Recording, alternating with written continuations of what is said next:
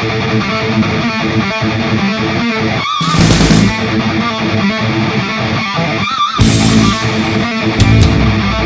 kabar kalian semua? Musim hujan bro, masih makan Indomie sendirian? Pakai telur dong. Hehehe. Kali ini saya akan membahas film berjudul Mad Max yang dirilis pada tahun 2015. Saya kalau lihat film ini mirip kayak game Twisted Metal ya. Buat yang gamers PlayStation 2 pasti tahu. Untuk film ini menceritakan para manusia berebut sumber daya alam pasca bencana nuklir dan perang hingga menyebabkan krisis di bumi. Ya udah, tanpa spoiler banyak-banyak di awal, buat yang belum subscribe dibantu subscribe-nya ya biar saya semangat gitu. Kalau udah langsung saja siapkan kopi, siapkan cemilan, paskan posisi kepala dan bokong Anda. Ini dia Max Gila. Apa yang terjadi apabila bumi dalam kondisi kekeringan air? Ya, tanpa kita sadari, para manusia akan saling memperebutkan air, minyak, dan sumber daya alam lainnya terkecuali para koruptor. Hingga tentu kondisi tersebut akan memicu perang dunia yang justru memperparah keadaan. Kondisi tersebut diproyeksikan dalam film ini berfokus pada seorang pria bernama Max. Ini gadulnya. Max sendiri adalah seorang yang mencoba bertahan hidup di tengah krisisnya bumi. Sampai kadal pun dimakan. Di sela pipis sembarangannya, muncullah segerombolan orang putih-putih dengan mobil mengerikannya terlihat ingin memburu Max. Benar saja, karena banyaknya jumlah mereka ditambah kendaraan mereka yang dilengkapi senjata, Max berakhir ditangkap dan dibawa bersama gerombolan tuyul ABG tersebut.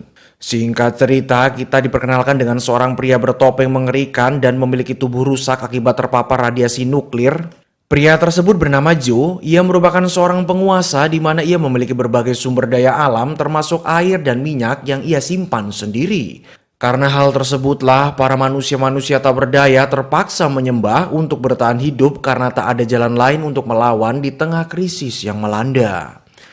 Hari itu Joe mengumumkan kepada semua orang bahwa ia akan mengambil sumber daya minyak yang terdapat di kota minyak. Joe memerintahkan komandannya yang seorang wanita, ia bernama Furiosa, untuk memimpin ekspedisi pengambilan sumber daya minyak tersebut. Dan adegan hangkrik pun ditunjukkan di mana Max mengatakan dengan sombongnya akan membawa serta menuntun mereka menuju surga dibarengi diturunkannya air, dan semua orang pun berebut untuk mendapatkannya. Namun ternyata ia membatasi jumlah air yang ia berikan. Sampai mohon-mohon gitu. Singkat cerita, Furiosa pun menuju ke lokasi kota minyak tersebut. Namun tanpa diduga, di tengah perjalanan Furiosa, ia merubah haluan entah karena apa dan maksud apa. Kembali ke Joe dan kerajaannya, di mana kita diperlihatkan adegan hangkrik lagi. Saking krisisnya nutrisi, ia menciptakan susu untuk diminum dari susu manusia. Namun yang parah adalah ia memaksa mengeluarkan ASI tersebut menggunakan alat. Dan pria yang meminum ASI tersebut bernama Rictus. Ia merupakan seorang anak dari Joe sendiri. Dan bisa kita lihat ia juga memiliki gangguan fisik. Tak lama bayi tua ini menginformasikan kepada Joe bahwa Furious dan pasukannya mengubah pergerakan. Dengan segera Joe pun menuju ke sebuah brankas besar yang ternyata saat dibuka terlihat seperti ruangan. Ruangan tersebut merupakan tempat para istri-istri Joe berada. Nah, untuk yang tua ini saya masih belum jelas apakah ia termasuk istri Joe atau bukan. Coba bantu jawab di komen buat kalian yang tahu. Joe pun memerintahkan seluruh pasukan tempurnya untuk memburu Furiosa. Singkat cerita, Max disiksa habis-habisan, sempat mencoba untuk melarikan diri, namun ia gagal ketika mengetahui bahwa lokasi ia ditahan berada di tempat yang tinggi.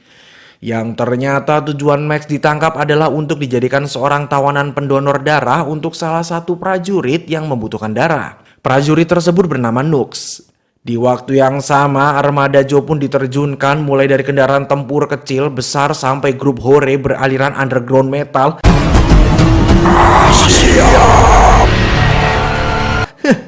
Nggak tahu deh ini fungsinya apa di peperangan. Karena ini situasi siaga, Max yang menjadi seorang pendonor darah pun juga harus terpaksa ikut dan ditaruh di depan mobil dong. Absurd sih. Kembali ke Furiosa, karena ia merubah rute, Furiosa pun harus berhadapan dengan bandit di tengah gurun. Mereka merupakan geng Nazar dan adegan adrenalin pun terjadi.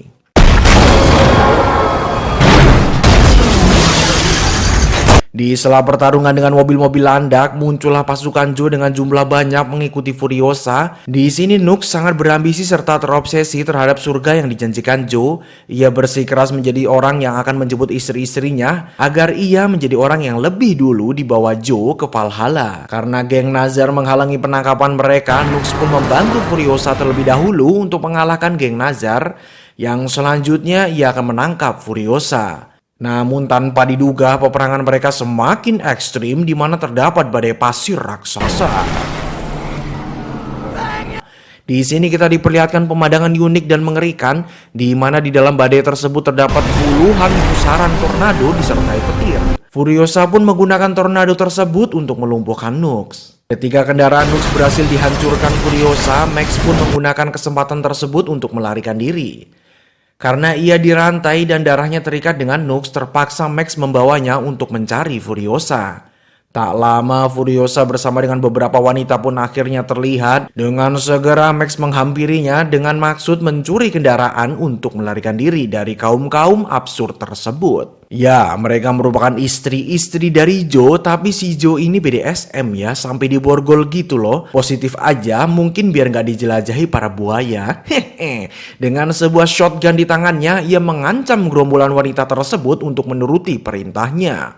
Namun di saat salah seorang wanita sedang sambil membantu Max untuk melepaskan rantai, Furiosa menggunakan kesempatan untuk menyerang Max. Tak lama Nux terbangun dari semaputnya dan justru membantu Max. Singkat cerita, Max memenangkan pertarungan dan segera mengambil alih kendaraan mereka. Furiosa yang melihatnya pun membiarkannya karena tak lama Max mengendarainya, truk tersebut berhenti. Yang ternyata truk tersebut memiliki sebuah tombol untuk dapat mengaktifkan mesinnya yang tentu hanya diketahui Furiosa. Ditambah pasukan Joe yang sudah semakin mendekat sehingga mau tidak mau Max terpaksa harus membiarkan Furiosa dan para wanita ikut bersamanya. Dan hanya Nux yang ditinggalkan.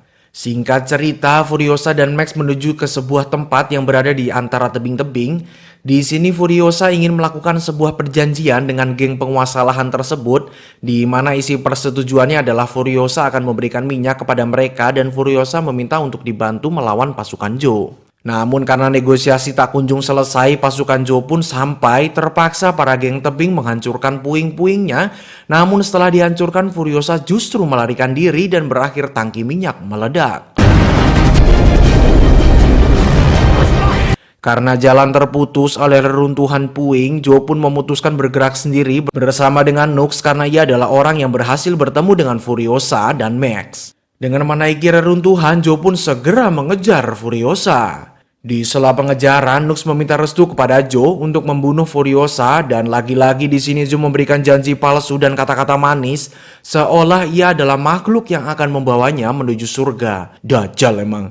Namun saat Nux dibantu naik ke atas truk, rantainya malah nyangkut. Joe pun pada akhirnya harus turun tangan dan adegan serempetan pun terjadi. Saat tangan Max terhimpit oleh busur Joe, Al-Harad istri Joe yang hamil membantu Max, namun naas. Al-Harad terjatuh dan tewas, dilindas oleh Joe sendiri. Tentu hal tersebut membuat Joe beserta pasukannya semakin murka karena Nux gagal melakukan aksinya. Ia pun pada akhirnya membantu tim Furiosa karena tidak ada lagi pilihan. Di sini alasan pengkhianatan Furiosa pun terungkap, di mana selain ia ingin melarikan diri, Furiosa juga ingin menyelamatkan istri-istri Joe dan berniat menghentikan kejahatan Joe. Singkat cerita, padang bulan pun tiba. Mereka sampai di sebuah tempat berlumpur hingga membuat truk mereka tidak dapat bergerak. Kondisi tersebut pun membuat perjalanan mereka terhambat termasuk pasukan Joe. Di sini Algarad dalam kondisi sekarat sehingga Joe pun menginginkan bayi tersebut segera lahir. Sang dokter Edan pun mengoperasinya. Karena salah satu pasukan Joe ada yang menggunakan roda tank di kendaraannya, dipiloti pria ini, kita panggil saja Rembo. Rembo pun segera berangkat sendiri karena memang hanya kendaraannya yang memungkinkan. Max dan kelompoknya saat ini sedang kesulitan mengeluarkan kendaraan mereka dari lumpur, ditambah lagi mereka diberondong peluru oleh Rembo. Nux pun memiliki sebuah rencana, yakni ia akan mengaitkan kendaraan ke pohon yang tepat berada di depan, dan Max pun berniat ingin menghentikan kegilaan Rembo sendirian yang sedari tadi berteriak sambil membabi buta peluru. Dan pada akhirnya Max mampu kembali ke kelompoknya dengan selamat dan membawa beberapa perlengkapan serta amunisi. Kendaraan mereka pun juga berhasil selamat dari lumpur, segera mereka pun melanjutkan perjalanan. Srengenge pun menyeringai. Di sini Max sempat menanyakan apakah Furiosa benar mengetahui lokasi tanah subur itu berada. Furiosa pun menjawab bahwa ia sebenarnya berada dari tempat subur tersebut, namun saat kecil ia diculik bersama ibunya oleh Joe. Singkat cerita, di tengah perjalanan mereka melihat seorang wanita tanpa busana berada di atas menara sambil berteriak. Max menduga bahwa itu merupakan sebuah jebakan. Seketika Furiosa pun berhenti dan mencoba mengatakan bahwa ia adalah salah satu suku Fufalini atau suku ibu. Dilanjut ia mengatakan nama ibunya yang bernama Mary Jabasa. Ketika mendengar pernyataan Furiosa, seketika gerombolan pengendara motor turun dari kejauhan dan setelah mengkonfirmasi mereka pun yakin bahwa ia adalah kaumnya. Namun saat Furiosa meminta diajak ke tanah mereka yang dulu subur, alangkah terkejutnya ia bahwa ternyata tanah yang dulu ia lihat subur kini sudah berubah menjadi lahan yang mati. Di mana sebetulnya Furiosa sudah melewatinya, yakni di lokasi berlumpur di perjalanan sebelumnya. Suku Fufalini sendiri saat ini ternyata hanya tersisa mereka. Sempat putus asa, akhirnya Furiosa pun kembali dari keterpurukannya, di mana kini ia berencana kembali melanjutkan perjalanannya ke kota garam, berharap mendapatkan kehidupan yang layak di sana. Malam pun kembali bersinar. Di sini salah satu wanita suku Fufalini memperlihatkan warisan bibit tumbuhan yang masih hidup, berharap bibit ini akan kembali tumbuh berkembang banyak seperti dulu. Keesokan harinya Max pun diajak untuk ikut bersama, namun ia menolak. Dan disinilah perpisahan Max dan kelompok Furiosa. Di sela perjalanan Max, tak lama tiba-tiba ia pun memutuskan kembali untuk memperingatkan kepada Furiosa bahwa kemungkinan besar mereka tetap tidak akan mendapatkan apa-apa di kota garam dan akan kembali menyesal. Max pun menyarankan Furiosa bahwa saat ini satu-satunya tempat yang layak dan subur hanya kerajaan Joe. Di sini artinya kalau mereka ingin kembali, jalan satu-satunya adalah melawan Joe. Furiosa pun mendengarkan oposisi Max dan mereka pun menyusun rencana dan segera bergerak ke kerajaan. Singkat cerita, pasukan Joe pun melihat bahwa kelompok Furiosa terlihat kembali. Joe pun sadar bahwa di kerajaan tidak ada penjaga. Dengan segera ia pun memerintahkan prajuritnya untuk menyerang dan kembali ke kerajaan. Dan adegan beradrenalin pun terjadi. Dengan alunan musik heavy metal dari gitaris zombie, adegan semakin memanas dan brutal. Max and the gang sempat terpojok ditambah Furiosa tertusuk. Namun saat Furiosa berhasil menggapai mobil Joe, ia mengaitkan topeng dajjalnya ke roda mobil hingga membuat, congor pun berodol, Joe pun tewas. Adegan ekstrim ini pun ditutup oleh Nox mengorbankan dirinya dengan menggulingkan mobil untuk menghancurkan konvoi di belakangnya. Pasca kejadian mengerikan tersebut, Furiosa sempat sekarat, tidak bisa bernafas.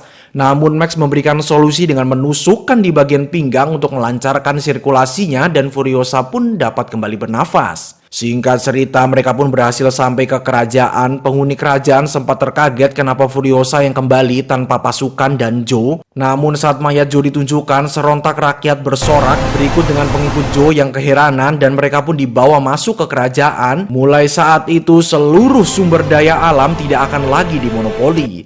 Kisah pun ditutup dengan Max yang entah mengapa tidak ikut bertahan hidup di sana, melainkan ia melanjutkan petualangannya dan menjadi pejuang tanpa tanda jasa. Film pun berakhir. Seru ya filmnya, buat kalian yang mau lanjutannya kayaknya ada deh. Coba saya cek nanti, tapi tolong di subscribe ya, kalau tembus banyak nanti saya bahas.